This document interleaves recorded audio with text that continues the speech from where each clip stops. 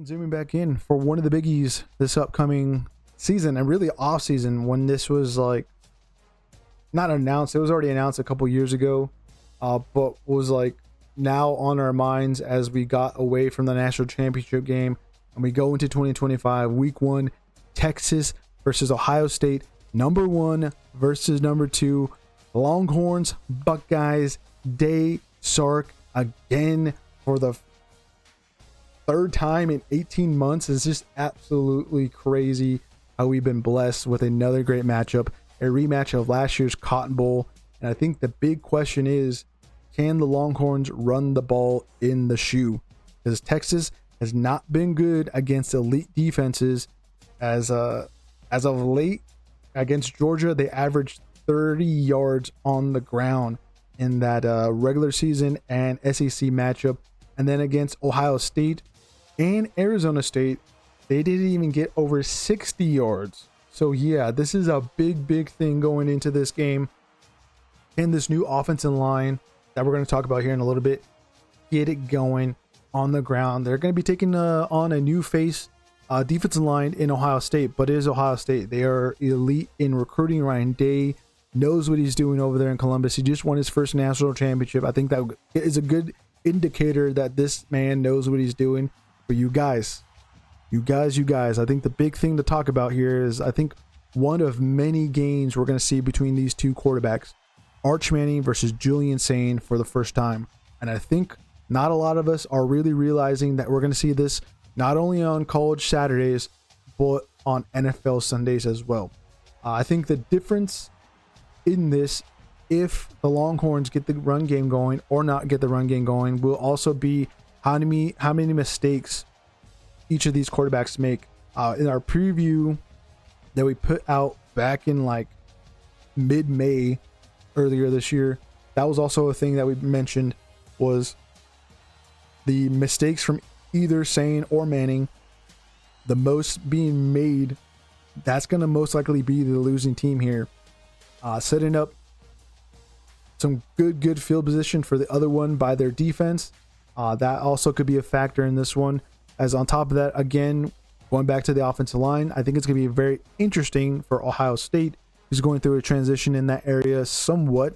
Carson Hisman, who is the starting center going into this season, he was a backup and then kind of came in when Tisha got hurt. Him and Austin Serdavert, who's slated to be the starting left tackle for Ohio State, who's finally getting his chance as a starter. And there's been kind of some movement, and that's also why this is interesting for the number 14 line here at your Sports Outpost. Philip Daniels has moved into that right tackle position. It's just been kind of a lot of weird maneuvering. Then Ethan Anianwa, the transfer in from Rice. Daniels comes in from Minnesota. Ohio State's been pretty good in getting transfer linemen in general, so I'm not too worried that the coaching staff there hasn't done a good job in evaluating their players coming into the trenches for the Buckeyes. But I think that kind of movement that just recently happened, if you saw and tuned in to our preview for the top 25 offensive lines coming into this year, Anianwa was the slated starter at left tackle. He's now moved to be backup right tackle. And then Philip Daniels moves into that starting right tackle spot. We'll see how it all goes. I think there's a lot of moving pieces for this Ohio State offensive line that it'll be able to deal with. You still have Tigre Tishabola in at right guard. At left guard, you have Rock Montgomery, who started in the national championship game against Notre Dame, and he did an excellent job in filling in. This game is going to be interesting. Again, in the trenches there on the opposite side, similar situation, just not as many changes. It's kind of been the same offensive line depth chart, but new faces in that term, or in that sense. You have right tackle Brandon Baker, former 5-star guy, finally gets his chance to be a starter. He replaces Williams. You got Hudson Cole, who's had plenty of starts for the Longhorns, but at the guard positions rather than at center most of the time. He finally gets to be a full-time starter. One guy I'm kind of excited to watch, Neto Umayo Zulu, starting at left guard. The opposite side guard, you have DJ 5-star Campbell, who's been a long-time starter and staple of this offensive line. He's kind of like the leader going into this season. And then you have Trevor Gooseby in at left tackle, who filled in for Banks Jr., who's now with the New Orleans Saints for more than a couple of games, and they even filled in at right tackle when Williams went down. So a lot of guys that got some playing time, but not gotten into these roles that they're in at the moment. So it's going to be interesting again to see these offensive line. Maybe we see some adjustments after halftime if things are not going each other's way. That's just one thing to pay attention to also on this one. Big plays I'm expecting from either new tight end as well. Jack Endries comes in from Cal, the new tight end for Texas. He replaces Helm, who was a big blanket and kind of outlet for Quentin Ewers last season. And then this other side for Ohio State, you have Max Clare, who we'll see how he does for Ohio State. He was, I think, top 3 tight ends going into the transfer portal. Did an all right job for Purdue, I believe, if I'm not mistaken. He was like one of their top 2 targets. We'll see if Julian Sain gets to him in this game, because if he does, he's probably going to have some big play potential, not just like for yardage, but for converting. Both of these guys, 3rd and long scenarios, 4th and short, play action plays, you dump it to the tight end. We just saw that this past weekend when Iowa State had a 3rd and short scenario against Kansas State. You saw Rocco Beck hit I'm forgetting, is it Burkels?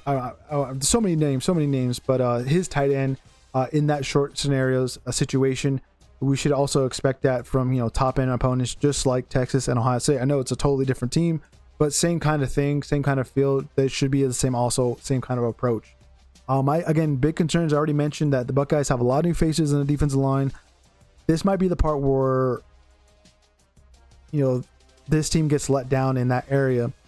If Texas's offensive line is as good as they're projected to be, they're number 17 here at Your Sports Outpost.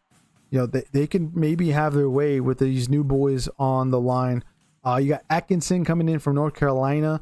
You have Jackson Jr., who's stepping up into a starting role. He had some issues when he came in last season for Ohio State and picked up some flags here and there. And then a lot of guys that left on both sides of the lines. Actually, when you think about it, Texas on the other side has 2 guys at the defensive tackles positions that are filling in for guys that left to the NFL. So we'll see how that goes. But we're going to lean Texas to one of our few games this week where we're not going with the favorites. Ohio State's only favored by 2.5 points. We think Texas is going to win by 9. One thing to also mention, Texas has won, I think, 9 in a row road games. That includes a road trip to Tuscaloosa under Nick Saban. So Steve Sarkisian does really good on the road, especially the last 2 seasons. I think he continues that form here in the shoe in Columbus for a big matchup against number 2 Ohio State. Let us know in the comments down below or in the chat of who you think gets this game here for week 1. It's one of the big ones. I think the bigger one, like we said in our